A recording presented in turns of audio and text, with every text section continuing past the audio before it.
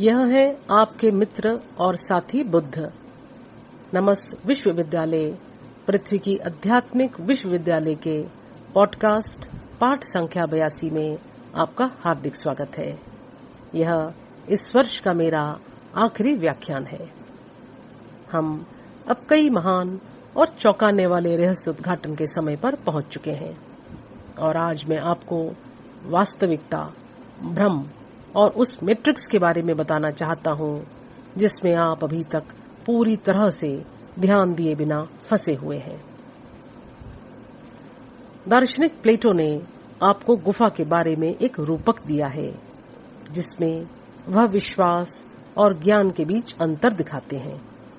क्या आप उनके रूपक को जानते हैं? अगर नहीं तो यहाँ उसका संक्षिप्त विवरण है। कुछ कैदी अपनी सारी जिंदगी एक गुफा में रहते हैं। उनका ज्ञान केवल उतना ही है। वे एक साथ जंजीरों से बंधे हुए हैं और सिर्फ एक दिशा में देख रहे हैं। उनकी पीठ के पीछे एक आग जलती है जिसे उन्हें गुलाम बनाने वाले लोग जलाए रखते हैं। आग और कैदियों के बीच उनके उत्पीड़क कठपुतलियां व अन्य वस्तुएं ले जाते हैं जो कैदियों की नजर में दीवार पर छाया के रूप में दिखाई देती हैं। कैदी इन छायाओं को वास्तविकता मानते हैं। उन्हें इसके अतिरिक्त और कोई जानकारी नहीं है। आपकी गुफा पृथ्वी का यह तीसरा आयाम है जिसमें आप आसुरी शक्तियों के अनुबंधों द्वारा लगाए गए प्रतिबंधों के साथ अवतरित हुए हैं जिन्होंने आपको सचमुच गुलाम बना दिया है। वे कठपुतलियों और वस्तुओं को नियंत्रित करते हैं। वे अवतार और अवतारों के पूरे परिवार हो सकते हैं जिनके साथ वे साठगांठ करते हैं और इनमें वे वस्तुएं भी शामिल हैं जिनको पाने की इच्छा वह आपके मन में पैदा करते हैं या कम से कम उन वस्तुओं पर आपका ध्यान केंद्रित रखना चाहते हैं ताकि आप कभी भी अपने भीतर ना देख सकें और यह पता कर सकें कि आप वास्तव में कौन है और इन सब से बढ़कर आप क्या करने में सक्षम हैं। अटलांटिस के पतन के बाद से एक शोषण करने वाली आसुरी मैट्रिक्स पृथ्वी पर अवतारों को उनकी आत्मा की क्षमता की तुलना में बहुत छोटा और आश्रित रखती है। मैट्रिक्स आपको शोषित और अल्पायु रखती है। यह आपको गरीब और पीड़ित बनाती है और आपके अपने उच्च भागों, आपकी आत्मा व उन सब लोगों से अलग रखती है जो वास्तविकता में आपके अपने हैं। उच्च आयामों की आसुरी शक्तियां सांसारिक नेताओं के साथ राजनीति, सेना, व्यापार, वित्त, धर्म, समाज व खेल के क्षेत्र में आपस में साठगांठ करती है। हजारों सालों से आपको जानबूझकर गुमराह किया गया है, आपको धोखा दिया गया है, दुर्व्यवहार किया गया है और आपका शोषण किया गया है। महिलाओं ने सबसे ज्यादा कष्ट सहे हैं और आज भी सह रही हैं। आप जानते हैं क्यों? दिव्य नारीत्व उच्च स्तरीय संपर्क में अधिक ग्रहणशील होती हैं और वे द्वार भी होती हैं। उनके गर्भ ईश्वर के द्वार होते हैं। मानव साम्राज्य के कुछ महात्मा शिक्षकों ने इस आसुरी मैट्रिक्स का साथ दिया जैसा कि कुछ देवदूतों और प्रधान देवदूतों ने किया। उन्होंने या तो यह उम्मीद खो दी थी कि प्रकाश कभी पृथ्वी पर फिर से नेतृत्व प्राप्त करेगा या आसुरी बलों ने उन्हें सत्ता, अपार धन या उनकी यौन इच्छाओं को संतुष्ट करने के साधन का वादा करके अपने क्षेत्र और सेवा में फुसलाया था। शंभाला में हम में से जो लोग प्रकाश की सेवा में बने रहे वे हजारों सालों तक असहाय रहे। हमें आपको अन्यथा सूचित करने का कोई मौका भी नहीं मिला सिवाय कुछ एकल आवाजों के जिनके संदेशों को जल्द ही दबा दिया गया, तोड़ मरोड़ के पेश किया गया या उनका उपहास किया गया। गौतम बुद्ध के रूप में मैं उनमें से एक था। आज बौद्ध धर्म जो सिखाता है उसमें संशोधन की आवश्यकता है जो वे दावा करते हैं कि मैंने कहा था। प्लेटो ने 400 साल ईसा पूर्व जो कहा था वह आज भी सच है। आप आज भी उनके रूपक को पढ़ सकते हैं, लेकिन कितने लोगों ने इसे गंभीरता से लिया। मुझे भगवान मैत्रेय ने पृथ्वी से निष्कासित कर दिया था, जो पृथ्वी के मानव साम्राज्य के प्रमुख थे, जिन्होंने आसुरी शक्तियों की सेवा में ईश्वर और प्रकाश को छोड़ दिया था। हम हाल में ही पृथ्वी पर आसुरी शक्तियों के प्रभुत्व को तोड़ने में सफल हुए हैं और भगवान मैत्रेय अब यहाँ नहीं है। सनत कुमार का इतिहास खंड 4 आपको बताएगा कि यह सब कैसे हुआ और कब हुआ। आप सभी जो वर्तमान में अवतरित हुए हैं, अब एक क्रूर वास्तविकता का सामना कर रहे हैं, जो आपके जीवन और अस्तित्व के सभी पहलुओं को छूता है। इस अंधकारमयी मैट्रिक्स को बनाने वाली प्रणालियां और संरचनाएं अभी भी जीवित हैं और संचालन में है। वे व्यापक और सूक्ष्म हैं और सत्ता में रहने वाले लोग जो उन्हें चलाते हैं उनसे चिपके रहते हैं। यदि आप इतिहास और मानव वर्चस्व पर नजर डालें तो आप पाएंगे कि भूमि और संसाधन शुरू में सभी के थे, जब तक कि कुछ लोगों ने उनका और मनुष्यों का अपने स्वयं के मौद्रिक लाभ के लिए शोषण नहीं किया। अब भूमि और संसाधन हर साल कम और कम लोगों को उपलब्ध है। भोजन प्राकृतिक था, अब यह औद्योगिक हो गया है और अनुवांशिक रूप से उसमें हेरफेर की गई है। आपका हित भी सभी प्रकार के पदार्थों के माध्यम से प्रभावित होता है, जो आपके द्वारा सांस ली जाने वाली हवा, आपके द्वारा पिए जाने वाले जल, आपके द्वारा उपयोग किए जाने वाले उत्पादों में मिलाए जाते हैं। यह जानबूझकर आपके शरीर और दिमाग को नुकसान पहुंचाने वाला है। जानबूझकर मौसम में हेरफेर भी किया जाता है। जी हां, आपने सही सुना।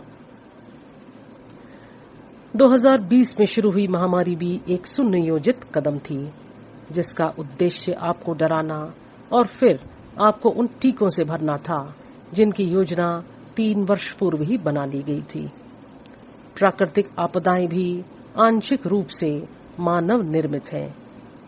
जी हां, अमाया, धरती माता के संतुलन की प्रक्रिया चल रही है, लेकिन वह क्रूर नहीं है और कभी नहीं होगी। यह सब चौंकाने वाला है, मुझे पता है, लेकिन आपको अब इसका सामना करना होगा, अन्यथा कोई भी सुधार संभव न होगा। अब मैं आपको आसुरी शक्तियों की रणनीतियों और पृथ्वी के लिए उनके उद्देश्यों के बारे में कुछ जानकारी देता हूँ। आसुरी शक्तियों की रूल बुक्स में से मैं उद्धृत करता हूँ, उनका जीवन इतना विशाल और बड़ा भ्रम हो कि यह उनकी समझ से परे हो। हम हमेशा उनकी समझ से ऊपर खड़े रहेंगे। हम उनके जीवन काल को छोटा और उनके दिमाग को कमजोर रखेंगे। हम विज्ञान और तकनीक की अनुमति देंगे, लेकिन इस तरह से कि वे कभी भी इसके पीछे की सच्चाई को न जान पाएं, और हम उनके निष्कर्षों का उपयोग अपने उद्देश्य के लिए करेंगे। मजेदार छवियों और संगीत के साथ हम उन्हें सिखाएंगे कि जहर अच्छे हैं, और हम उन्हें बचपन से ही आसक्त बना देंगे। हम उनका ध्यान पैसों, वस्तुओं और प्रतिस्पर्धा पर केंद्रित रखेंगे, उनके आंतरिक स्व और सभी जीवन व ईश्वर के साथ एकता से दूर। वे हमारे लिए काम करेंगे और हम समृद्ध होंगे। हम एक ऐसी धन प्रणाली की स्थापना करेंगे जो उन्हें हमेशा के लिए कैद में रखे। हम उन्हें एक दूसरे के प्रति भय, घृणा व क्रोध में रखेंगे, ताकि वे कभी हमारे खिलाफ एकजुट न हो पाए।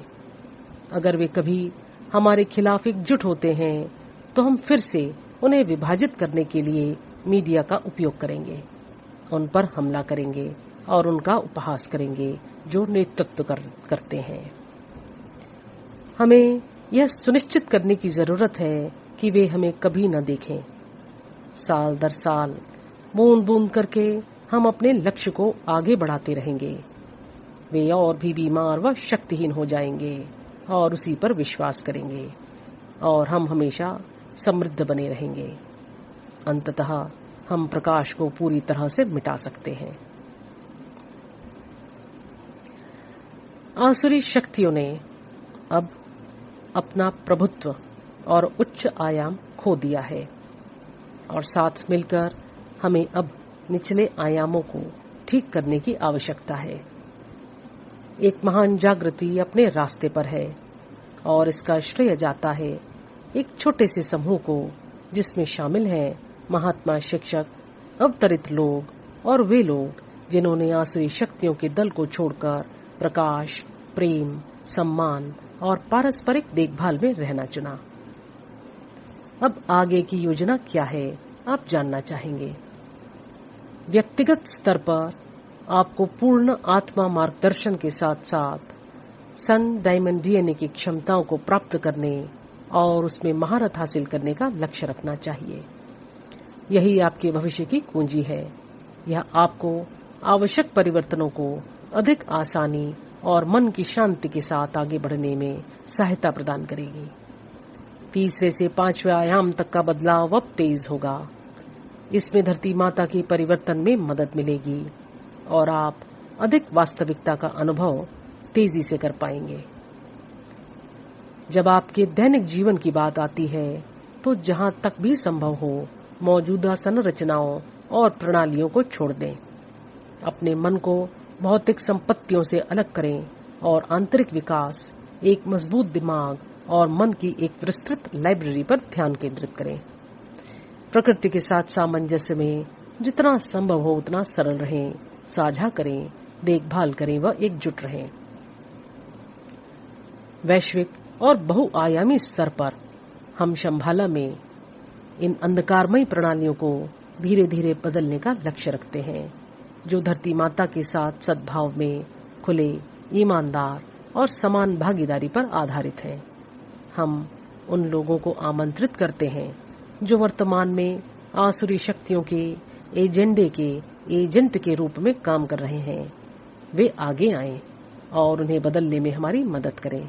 आपका स्वागत है और अगर आप ईमानदारी से आएंगे तो आपके पिछले कामों के लिए आपको माफ कर दिया जाएगा। इसके लिए समय, धैर्य और सभी को क्षमा करने की इच्छा की आवश्यकता होगी। नमस्त विश्वविद्यालय आपको आने वाले हफ्तों, महीनों और सालों में सूचित करती रहेगी। कुछ घोषणाएं। जैसा कि कहा गया था, सनत कुमार अक्टूबर के महीने में यूक्रेन की विक्टोरिया कृपा के माध्यम से आपको अधिक जानकारी देंगे, जो उनकी 6 आधिकारिक आवाजों में से एक है। मार्टिना निकट भविष्य में आपके लिए पोर्टल लिखने व चित्रित करने के साथ साथ नेतृत्व कार्य पर ध्यान केंद्रित करेंगी।